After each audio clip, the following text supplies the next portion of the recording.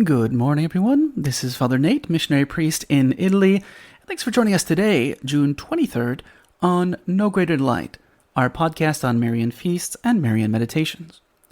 Well, to start us off, we will go and celebrate Our Lady of Justinienne, which refers to a church known as Our Lady of Justinienne, built in Carthage by the Emperor Justinian in honor of the Blessed Virgin Mary. And that's because he attributed both his victories over the Vandals to Our Lady's intercession, right? If you recall, Justinian I, also known as Justinian the Great, just a little trivia here, was the Byzantine emperor who reigned from 527 until 565, right? He wanted to restore the western half of the ancient Roman Empire in order to unite it with the Byzantine Empire in the east, right?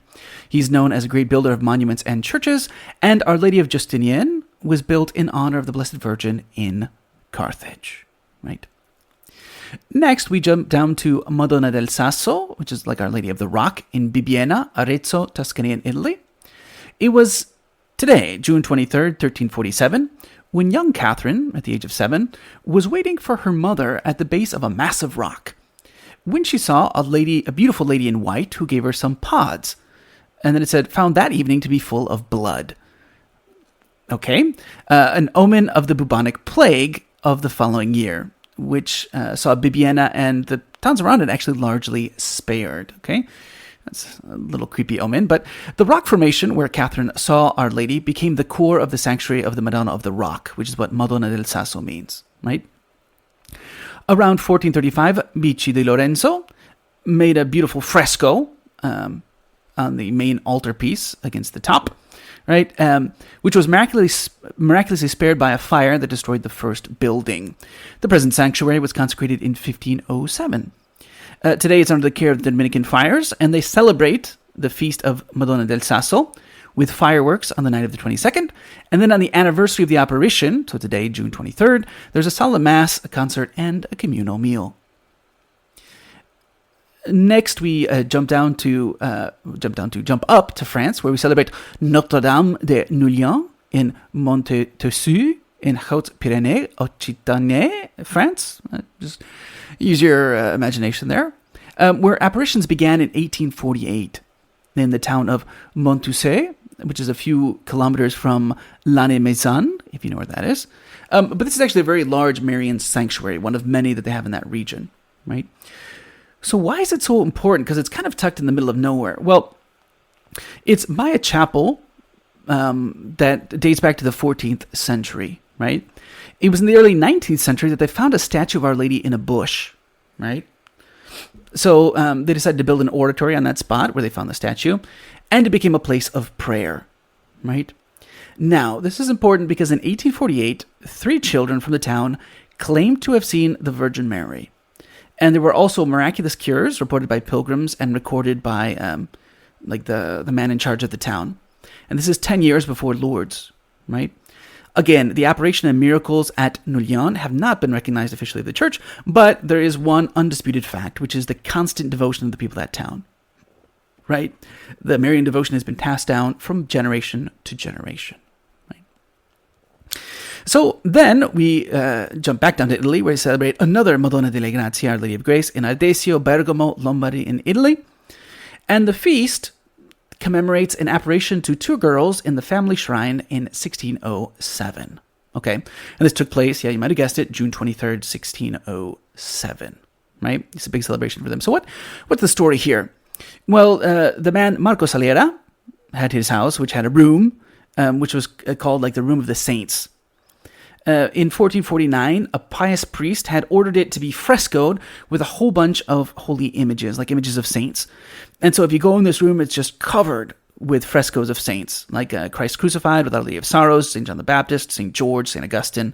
And on the other side, you have Mary Magdalene, St. Peter, St. Paul, and St. John the Evangelist, right? And so it's interesting because people would actually go there and pray, right? It's a very beautiful thing. Again, it might seem strange, especially when like Protestantism was coming into Bergamo's towards the north. So, you have the Lutheran and Calvinist ideas coming from Switzerland. But that's interesting because that's why they continued their devotion in that area. So what is this apparition that they celebrate? Well, we're told that there were some discussions about like the financial situation of the family. They were upset because they didn't have money. Okay, fine. It was late afternoon on June 23rd, 1607, when thick clouds, threatening clouds, came down from the mountains announcing that there was a storm on the way. I mean, like you can tell from the clouds. It's not like they went announcing like, hey, a storm is coming, because the storm would be us.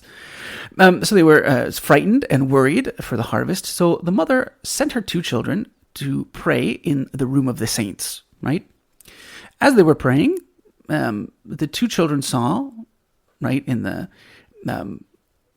at the feet of the crucifix, on a golden throne, Our Lady, with the child Jesus in her arms, right? With a gesture, it says, in a gesture of maternal help, right? And then all of a sudden, like the storm calmed down, right? And it became immediately peaceful. So the children cried out like, Our Lady, Our Lady. And so all the family members came, and they also saw the miracle, right? So actually the news spread very quickly. And so everybody was told, okay, Our Lady appeared in the house of Salera in Ardesio. Let's go and see, right? Our Lady didn't speak, right? It was an isolated event and never repeated, but it was enough for them to, But it's just interesting that after that, though, there were a number of inexplicable phenomena which took place in the entire month of June, July, and part of August. So what happened? Well, the parish pastor went and told the bishop of Bergamo to examine the case and to study it, and so, in fact, the bishop recognized the truth of what had happened. He permitted the building of a chapel there. So that's what we're celebrating in the Marian world today on June 23rd. For today's Marian meditation, taken from the book by Father Ildefonso Villar, we read the concluding point of Meditation 82, Mary, Universal Mediatrix of all graces. And this point is entitled, God So Wants It. We must conclude that God has clearly manifested his will. He could have redeemed us without Mary, yet he did not. Then, though he could, he would not sanctify us without Mary. We owe a great devotion to our Heavenly Mother for 1,000 reasons, but there will scarcely be one stronger to persuade us than this, since it indeed comprises and sums up all the other titles. Out of love and gratitude towards such a lofty mediatrix, nay, also for our own interest and profit, we owe her the most profound devotion. We must approach Jesus through Mary. We shall not manage to speak to her without her God.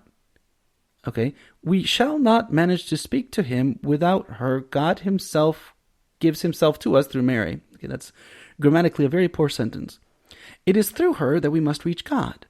We must entirely give ourselves up to Mary so that she may lead us to God. This way is an easy, a safe, a beautiful and consoling one. Courage, then. Place yourself in her hands once and forever.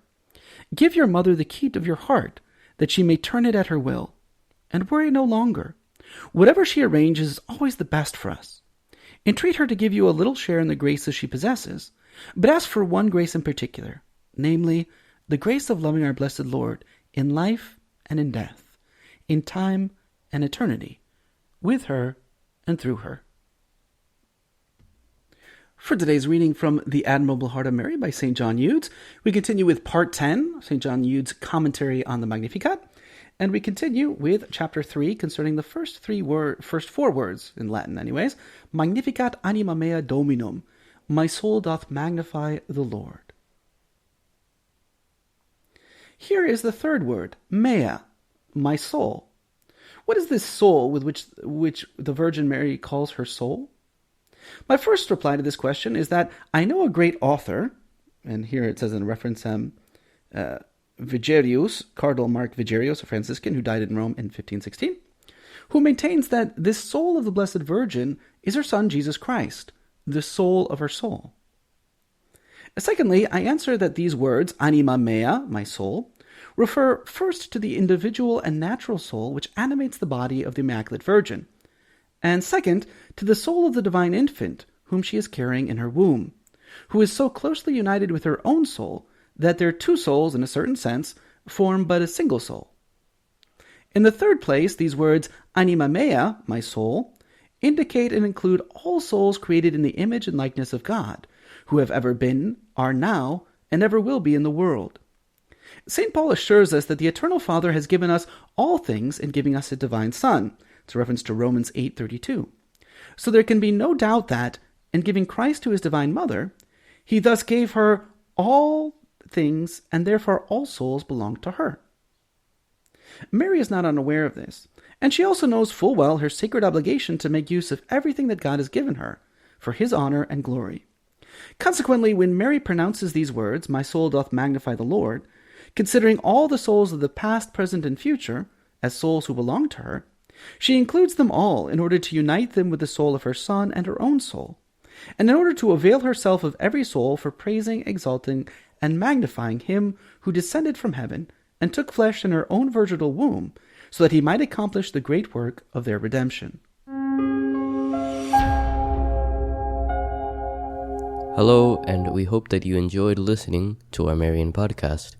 In the spirit of Saint Bernard of Clairvaux, we say to you that there is no greater delight than to spread the devotion of Our Lady. We hope you share these sentiments and encourage you greatly to share with a loved one. Know that you are always in our prayers, and we ask that you keep us in yours. God bless.